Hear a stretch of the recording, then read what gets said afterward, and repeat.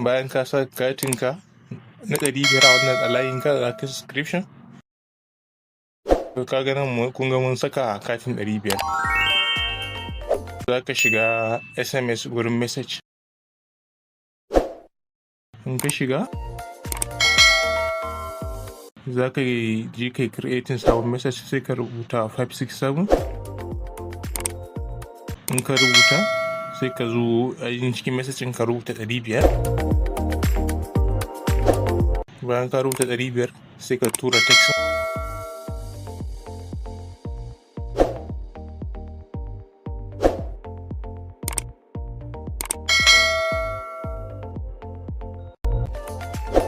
Yawwa za su tambaye ka za ka yi auto renew sai ka samu a'a, in kuma za ka yi osha auto renew sai ka samu 1. In ba za ka yi ba sai ka sa 2. To kun ga activation of 700 MB 70 minutes and 400 MB sati ɗaya kuma kwana 7.